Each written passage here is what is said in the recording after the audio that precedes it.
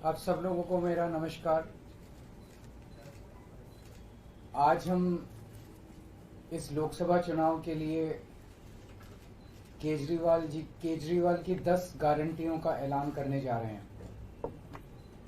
मैं समझ सकता हूं कि आप लोग कहेंगे कि चुनाव तो शुरू हो चुके हैं, बहुत लेट है, हम मानते हैं, लेकिन मेरी गिरफ्तारी की वजह से इसमें थोड़ी सी देरी हुई है। अभी भी कई चरण चुनावों के बाकी हैं। वैसे तो ये गारंटियां केजरीवाल की गारंटी के नाम से जारी की जा रही हैं। मैंने अपने इंडिया गठबंधन के दूसरे साथियों से इसके बारे में अभी चर्चा नहीं की है, लेकिन जिस किस्म की गारंटी है, मेरा विश्वास है कि इंडिया गठबंधन के किसी भी सदस्य को इसके बारे में परेशानी नहीं होगी। लेकिन ये केजरीवाल की गारंटी है, तो मैं इसकी गारंटी लेता हूं कि मैं अब इंडिया गठबंधन की सरकार बनने के बाद इन सब गारंटियों को मैं अपने सभी साथियों से पूरी करवाऊंगा। ये जो गारंटी हैं 10, ये एक तरह से नए भारत का विजन है। इनमें कई ऐसे काम हैं जो पिछले 75 साल में हो जाने चाहिए थे, जो भी कारण रहे नहीं हो पाए। इनमें कई ऐसे काम हैं जिनके बिना कोई भी राष्ट्र शक्तिशाली नहीं बन सकता। मूलभूत काम है, किसी भी राष्ट्र की फाउंडेशन का काम है, नींव रखने का काम है। उसके बिना राष्ट्र आगे नहीं बढ़ सकता। उन कामों को युद्ध स्तर के ऊपर अगले 5 साल के अंदर पूरा किया जाएगा। इसमें वो गारंटियां हैं जो इस देश के लोगों को महंगाई और रोजगार से छुटकारा दिलाएंगी, उन लोगों को रिलीफ दिलवाएंगी। आजकल देश में मोदी की गारंटी की भी चर्चा चल रही है। मोदी जी की पुरानी गारंटियों के बारे में मैं थोड़ा सा नजर डालना चाहूंगा। जनता तय कर लेगी कि मोदी की गारंटी पे विश्वास करना है कि केजरीवाल की गारंटी पे विश्वास करना है। मोदी जी ने गारंटी दी थी 15 लाख रुपए हर एक के अकाउंट में जमा कराएंगे, वो उन्होंने नहीं कराए। मोदी जी ने गारंटी दी थी हर साल 2 करोड़ रोजगार तैयार किए जाएंगे, वो उन्होंने नहीं किए। मोदी जी ने गारंटी दी थी स्वामीनाथन रिपोर्ट लागू करके उसके हिसाब से किसानों को फसलों के दाम दिए जाएंगे, उन्होंने प्रधानमंत्री बनने के बाद इसको खारिज कर दिया कि मैं नहीं करूंगा। मोदी जी ने गारंटी दी थी कि 2022 तक किसानों की इनकम डबल हो जाएगी, वो नहीं की उन्होंने। मोदी जी ने गारंटी दी थी कि 2022 तक इस देश के हर घर के अंदर 24 घंटे बिजली का इंतजाम किया जाएगा। आज भी देश के कोने कोने तो छोड़िए, देश के कई शहरों के अंदर बिजली के लाले पड़े हुए हैं, बिजली के बड़े बड़े लंबे लंबे पावर कट लगते हैं। मोदी जी ने गारंटी दी थी कि 15 अगस्त 2022 तक साबरमती और बॉम्बे के बीच में बुलेट ट्रेन चालू की जाएगी। अभी तक बुलेट ट्रेन का दूर दूर तक कोई नामो निशान नहीं है। मोदी जी ने गारंटी दी थी 100 स्मार्ट सिटीज बनाई जाएंगी। अब तो शायद ये प्रोजेक्ट ही खत्म हो गया, कोई स्मार्ट सिटीज। इस तरह की ढेरों गारंटी दी थी जो कि कोई गारंटी पूरी नहीं हुई। इसके पहले जब जब चुनाव आए, केजरीवाल ने गारंटी दी थी दिल्ली में और पंजाब में बिजली मुफ्त करेंगे, हमने बिजली मुफ्त कर दी। हमने गारंटी दी थी बिजली 24 घंटे करेंगे, हमने बिजली 24 घंटे कर दी। हमने गारंटी दी थी शानदार स्कूल बनाएंगे, हमने बच्चों की शिक्षा के लिए शानदार स्कूल बनाए। हमने गारंटी दी थी मोहल्ला क्लिनिक बनाएंगे, हमने जितनी गारंटी दी थी सारी गारंटी पूरी की। तो एक तरफ है मोदी की गारंटी, एक तरफ है केजरीवाल की गारंटी। मोदी की गारंटी का हम देख चुके हैं कि मोदी की गारंटी यकीन करने का लायक नहीं है। और अब तो अगली साल चूंकि मोदी जी रिटायर होंगे, तो उनकी रिटायरमेंट के बाद मोदी की गारंटी कौन पूरी करेगा, इसका भी कोई वो नहीं है। और केजरीवाल की गारंटी, केजरीवाल यही है, कहीं नहीं जा रहा, तो केजरीवाल की गारंटी पूरी करने की गारंटी केजरीवाल लेता है। 10 गारंटी क्या है मैं एक एक करके बताता हूं। सबसे पहली गारंटी है, देश के अंदर 24 घंटे बिजली का इंतजाम करेंगे। कैसे करेंगे? हमारे देश में 3 लाख मेगावाट बिजली प्रोड्यूस करने की क्षमता है, कैपेसिटी है। देश की पीक डिमांड, गर्मियों के अंदर पीक डिमांड, देश की सबसे ज्यादा डिमांड होती है 2 लाख मेगावाट। तो आज हमारा देश जितनी बिजली पैदा कर रहा है, पैदा कर सकता है, जितनी डिमांड है उससे कहीं ज्यादा बिजली पैदा करने की हमारी क्षमता है। लेकिन मेरे घर के अंदर फिर भी पावर कट लग रहे हैं। क्यों? मैनेजमेंट खराब है। दिल्ली में भी यही हाल था, पंजाब में भी यही हाल था। बिजली तो थी लेकिन मैनेजमेंट खराब था। हमने मैनेजमेंट ठीक करके दिल्ली में भी 24 घंटे बिजली का इंतजाम किया, पंजाब में भी किया, देश में भी करके दिखा सकते हैं क्योंकि हमें एक्सपीरियंस है। देश के गरीब लोगों को बिजली मुफ्त दी जाएगी।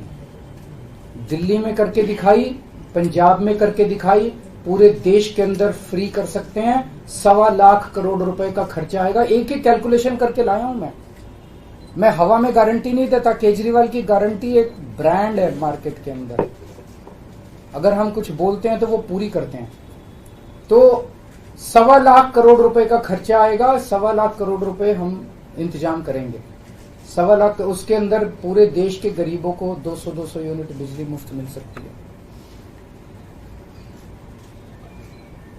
आज भी हमारे देश के गरीब लोगों को ये बिजली की पहली गारंटी थी। दूसरी गारंटी है शिक्षा की। कोई भी देश तब तक तरक्की नहीं कर सकता जब तक उसके हर बच्चे को अच्छी शिक्षा का इंतजाम ना कर दिया जाए। अगर किसी देश के अंदर ढेरों लोग अनपढ़ हैं, अगर किसी देश के अंदर ज्यादा बच्चे, कई बच्चों को बिलो स्टैंडर्ड, सब क्वालिटी, गंदी बेकार शिक्षा मिलती है, वो देश कभी आगे नहीं बढ़ सकता। आज हमारे देश के अंदर सरकारी स्कूलों का बुरा हाल है। 10 लाख सरकारी स्कूलों के अंदर 18 करोड़ बच्चे पढ़ते हैं जिनका कोई भविष्य नहीं है। दिल्ली के अंदर हमने करके दिखाया, पंजाब के अंदर करके दिखाया। देश के सारे सरकारी स्कूलों को शानदार बनाएंगे, अच्छे बनाएंगे, प्राइवेट स्कूलों से भी बेहतर बनाएंगे। और इस देश के अंदर पैदा होने वाले हर बच्चे के लिए, चाहे वो अमीर का बच्चा हो चाहे गरीब का बच्चा हो, अच्छी, शानदार और फ्री शिक्षा का इंतजाम किया जाएगा। अगर आप अमीर हैं, अपने बच्चे को प्राइवेट में भेजना चाहते हैं, भेजिए। लेकिन आप अगर सरकारी स्कूल में अपने बच्चे को भेजते हैं तो प्राइवेट स्कूल से किसी 1% भी कम नहीं होगी उस शिक्षा की क्वालिटी। ऐसी शिक्षा का इंतजाम गांव-गांव के कोने-कोने, देश के कोने-कोने में अच्छी शिक्षा का इंतजाम करेंगे। दिल्ली में किया, पंजाब में किया, हमें करना आता है, हमारी नीयत है। हम ये काम आजादी के वक्त हो जाना चाहिए था लेकिन नहीं हुआ। देर आए दुरुस्त आए, आजादी के 75 साल बाद भी हो गया तो बहुत अच्छी बात है। इस काम को करने के लिए 5 लाख करोड़ रुपए लगेंगे। 2.5 लाख करोड़ रुपए केंद्र सरकार देगी, 2.5 लाख करोड़ रुपए राज्य सरकार देगी। हर साल 5 साल में हर साल 50,000 करोड़ रुपए का खर्चा आएगा केंद्र सरकार को। 50,000 करोड़ तो कुछ भी नहीं। अगर 50,000 करोड़ रुपए सालाना खर्चे में मेरे देश के बच्चा अगर 18 करोड़ बच्चों को अच्छी शिक्षा मिल जाए, इससे अच्छा और क्या हो सकता है। तीसरा, स्वास्थ्य। अगर मेरे देश की जनता स्वस्थ होगी, बीमारी नहीं होगी, तो देश तरक्की करेगा। पढ़ी लिखी जनता होगी, स्वस्थ जनता होगी, तो ये 140 करोड़ लोग ही तो इस देश को आगे ले जाएंगे। कोई एक प्रधानमंत्री थोड़ी देश को आगे ले जाता है, जनता आगे ले जाती है। तो सब लोगों को अच्छे इलाज का इंतजाम करेंगे। आज अगर किसी को के घर में कोई बीमार हो जाए, बड़ी बीमारी हो जाए, सरकारी अस्पतालों का बुरा हाल है पूरे देश के अंदर और प्राइवेट वालों ने लूट मचा रखी है। पूरे देश में कोने कोने में, हर गांव में, हर मोहल्ले में मोहल्ला क्लिनिक खोला जाएगा। शानदार डिस्ट्रिक्ट हॉस्पिटल जितने, उनको मल्टी स्पेशलिटी बना के उनको शानदार प्राइवेट हॉस्पिटल्स की तर्ज पे बनाया जाएगा। और इस देश में पैदा होने वाले हर व्यक्ति का पूरा इलाज मुफ्त होगा। इंश्योरेंस के आधार पे नहीं होगा। ये बहुत बड़ा स्कैम है। जितनी सरकारी राज्य सरकारें, केंद्र सरकार इंश्योरेंस आधारित जो स्कीम बनाती हैं, ये सब बहुत स्कैम है इंश्योरेंस कंपनीज के साथ। हम इंफ्रास्ट्रक्चर क्रिएट करेंगे, कोने कोने के अंदर, गांव गांव के अंदर इंफ्रास्ट्रक्चर क्रिएट करेंगे, हेल्थ इंफ्रास्ट्रक्चर क्रिएट करेंगे, अस्पताल बनाएंगे, मोहल्ला क्लिनिक बनाएंगे, ताकि लोग वहां जाके अपना इलाज करा सकें। और सबका इलाज मुफ्त होगा, चाहे अमीर हो चाहे गरीब हो। इसके लिए भी 5 लाख करोड़ रुपए का खर्चा आएगा। 2.5 लाख करोड़ राज्य सरकार देगी, 2.5 लाख करोड़ केंद्र सरकार देगी। 5 साल के अंदर 5 लाख करोड़ रुपए, हर साल 50-50 हजार करोड़ का खर्चा आएगा। राष्ट्र सर्वोपरि हमारी चौथी गारंटी। चीन ने हमारे देश की जमीन पे कब्जा कर लिया। हमारी केंद्र सरकार से जब भी पूछा जाए वो कहते हैं कोई नहीं आया, कुछ नहीं हुआ। सब जानते हैं, पूरी दुनिया जानती है, सैटेलाइट का जमाना है, सबके पास तस्वीरें हैं कि किस तरह से चीन ने हमारी सरजमी के ऊपर घुस के और उसकी हमारी जमीन के ऊपर कब्जा कर लिया। झुठलाने से समस्या का समाधान नहीं होगा, लोगों से छुपाने से समस्या का समाधान नहीं होगा। हमारे देश की सेना के अंदर बहुत ताकत है। हमारे देश की सेना को एक बार इजाजत तो दीजिए, उसको स्वतंत्रता तो दीजिए काम करने की। वो देखिए आपको जीत के लाती है। तो हमारे देश की जितनी जमीन पे चाइना ने कब्जा किया हुआ है, उस जमीन को चाइना के कब्जे से छुड़वाएंगे। इसके लिए एक तरफ डिप्लोमेटिक लेवल पे एफर्ट्स किए जाएंगे और सेना को पूरी स्वतंत्रता दी जाएगी कि वो इसके बारे में जो कदम उठाना चाहे कदम उठा सकती है। सेना को आज जो रोका जा रहा है वो रोका नहीं जाएगा। आज हमारी ये अग्निवीर योजना जो है कि हमारे युवाओं को फौज में भर्ती करके 4 साल के बाद निकाल दिया जाता है। लोगों की एक ओनरशिप नहीं बनती। 4 साल के बाद अगर आप निकाल देंगे तो एक तरह से हम सेना को सबसे कटिंग एज लेवल के ऊपर हम कमजोर कर रहे हैं। ये अग्निवीर योजना सेना के लिए भी बहुत हानिकारक है और जो बच्चे युवा हमारे अग्निवीर बन के जा रहे हैं वो लोग भी बहुत त्रस्त हैं। अग्निवीर योजना को बंद किया जाएगा। जितने बच्चों को अभी तक अग्निवीर में शामिल किया जाए उनको पक्का डिक्लेयर किया जाएगा। उनको पक्का राष्ट्रीय सम्मान भी नहीं मिलता संस्कार के समय, तो उनको पक्का किया जाएगा, उनको पक्का डिक्लेयर किया जाएगा। और सेना के अंदर ये ठेकेदारी के ऊपर एक तरह से कच्चे में अग्निवीर तो कच्ची नौकरी हुई ना, कच्ची नौकरी ये बंद की जाएगी और वापस पक्के के अंदर बच्चों को लिया जाएगा। और सेना को ये अग्निवीर योजना लाए थे क्योंकि केंद्र सरकार का मानना था कि सेना के ऊपर उनकी तनख्वाह और उनकी पेंशन के ऊपर पैसा ज्यादा खर्च हो रहा है। सेना के ऊपर, उस देश की सुरक्षा के ऊपर जितना पैसा खर्च करने की जरूरत है उतना पैसा खर्च किया जाएगा। देश की सुरक्षा के साथ खिलवाड़ नहीं किया जा सकता। छठी गारंटी किसानों के लिए। किसानों को आप इज्जत की जिंदगी दे सकते हैं अगर आप उनको उनकी फसलों के पूरे दाम दे दें। किसान कोई भीख नहीं मांग रहा, किसान अपना हक मांग रहा है। किसान अपनी बारिश में, धूप में मेहनत करके और अपनी फसल उगाता है और उसके बाद जब उसको फसलों के पूरे दाम नहीं मिलते तब वो अपने ऋण नहीं चुका पाता, आत्महत्या करने के लिए मजबूर होता। अगर आप उसकी फसलों के दाम सुनिश्चित कर दें तो किसान को आपसे कोई फेवर नहीं चाहिए। स्वामीनाथन रिपोर्ट के आधार के ऊपर किसानों को उनकी फसलों के सभी फसलों के पूरे दाम एमएसपी के आधार पर पूरे दाम दिलवाए जाएंगे। 7वीं गारंटी, दिल्ली को पूर्ण राज्य का दर्जा दिलवाया जाएगा, जो दिल्ली वासियों को कई दशकों से दिल्ली के लोगों का हक है। बेरोजगारी, आज पूरे देश का युवा बेरोजगारी से त्रस्त है। इसके लिए हमने बहुत डिटेल्ड प्लानिंग की है। हमारे मंत्रियों ने, हमारी टीम ने बैठ के, सब लोगों ने बैठ के कि 1 साल के अंदर 2 करोड़ रोजगार का इंतजाम किया जाएगा ताकि हमारे युवकों को बेरोजगारी से निकाला जा सके। ये प्रोडक्टिव और इफेक्टिव एम्प्लॉयमेंट होगी। भ्रष्टाचार, बीजेपी की वॉशिंग मशीन को चौराहे के ऊपर खड़ा करके तोड़ा जाएगा।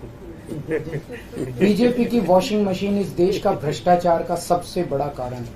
सबसे बड़ा सोर्स जो है वो बीजेपी की वॉशिंग मशीन है। ईमानदार लोगों को जेल भेजने और बेईमानों को संरक्षण देने की आज जो मौजूदा व्यवस्था है, इस व्यवस्था को समाप्त किया जाएगा। दिल्ली और पंजाब में जिस तरह से हमने भ्रष्टाचार पे दोनों लेवल पे, छोटे लेवल का भ्रष्टाचार और बड़े लेवल का भ्रष्टाचार हमने जो वार किया है, उसी लेवल पे इफेक्टिव तरीके से पूरे देश को भ्रष्टाचार से निजात दिलवाई जाएगी। और 10वीं और आखिरी गारंटी व्यापारियों के लिए, अगर किसी देश के अंदर व्यापारी और उद्योगपति खुल के व्यापार नहीं कर सकते, अपने व्यापार को नहीं बढ़ा सकते, तो वो देश कभी तरक्की नहीं कर सकता। उस देश के अंदर कभी जॉब्स पैदा नहीं हो सकते।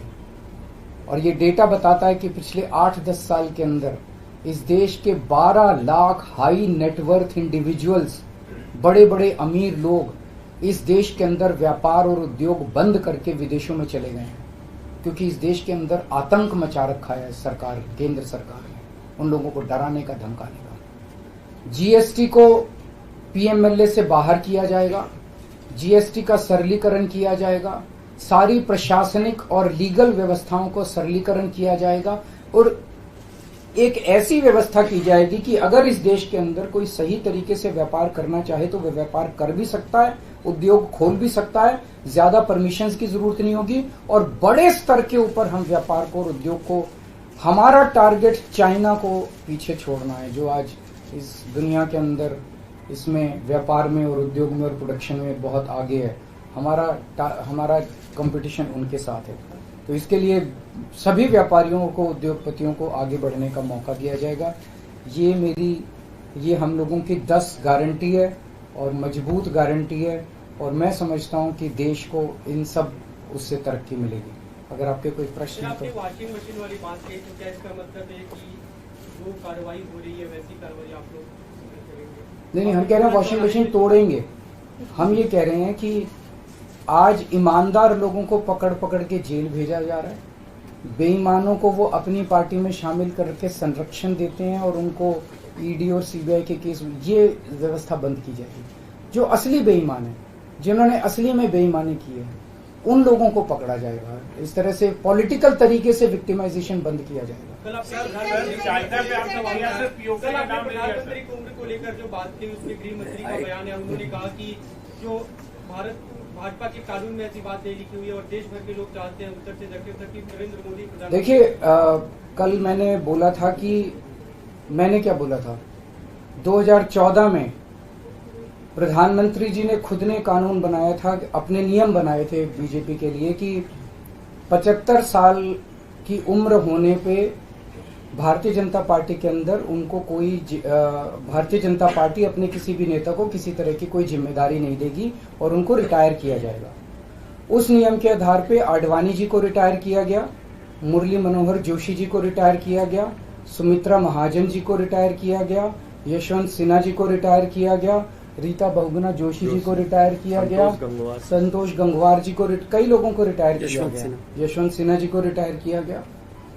तो कल जब मैंने कहा कि उस नियम के हिसाब से 17 सितंबर 2025 यानी कि अगले साल प्रधानमंत्री जी जब 75 साल के हो जाएंगे तो वो भी रिटायर हो जाएंगे, जब मैंने ऐसे कहा तो कल मैंने देखा कि बीजेपी के बहुत सारे नेताओं ने ये कहा कि वो नियम 75 साल वाला मोदी जी के ऊपर लागू नहीं होता।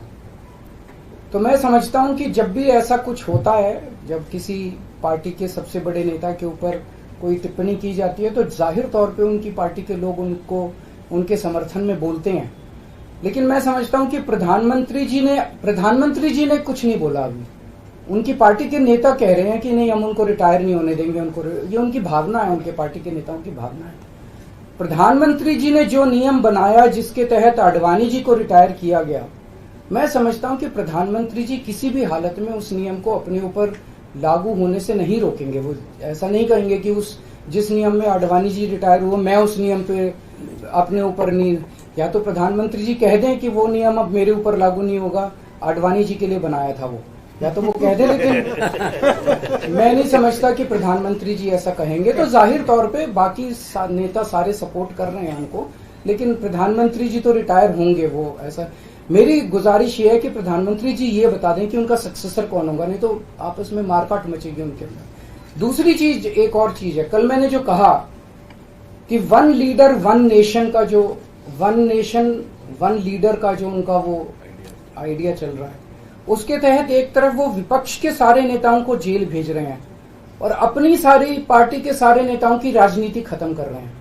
शिवराज सिंह चौहान जी की, वसुंधरा राजे की, डॉक्टर रमन सिंह को राजनीति से गायब खत्म कर दिया, खट्टर साहब को कर दिया।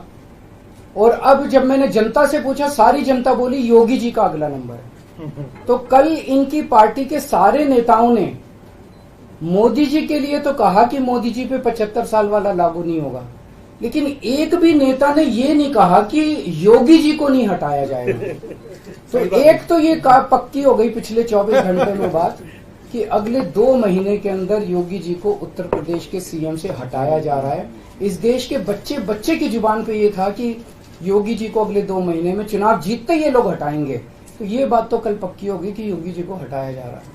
सर, आपने एक्साइज चीफ का नाम लिया पर पीओके का नाम नहीं लिया। पीओके पे क्या रणनीति रहेगी हमारी? बिल्कुल, वो इसका हिस्सा है, भारत का हिस्सा है, उसको भी वापस लेके रहेंगे। आप पीएम की गारंटी के सापेक्ष अपनी गारंटी लाए हैं, आपने अपने कुलीग से भी बात नहीं की। सबसे बात करके लाया हूं मैं। जो इंडिया अलायंस है आपको नहीं, मैं सहमत हूं, मैं उसके लिए माफी मांगता हूं। मैं इंडिया अलायंस के सभी पार्टनर से, क्योंकि समय कम था, चुनाव आधा बीत चुका है, मैं माफी मांगता हूं उनसे। लेकिन मैं समझता हूं कि स्कूल खोलने पे, अस्पताल खोलने पे उनको आपत्ति नहीं होनी चाहिए और मैं समझता हूं उनसे जब मौका गारंटी है आपकी, तो क्या लगता है कि चुनाव बाद अगर इंडिया गठबंधन आता है तो आपकी पीएम पद के लिए ना, मैं पीएम पद में, लेकिन जो भी सरकार बनेगी उस सरकार से मैं करवा के लाऊंगा, मेरे पे भरोसा करो। Thank you. हाँ, एक गारंटी कर देते हैं।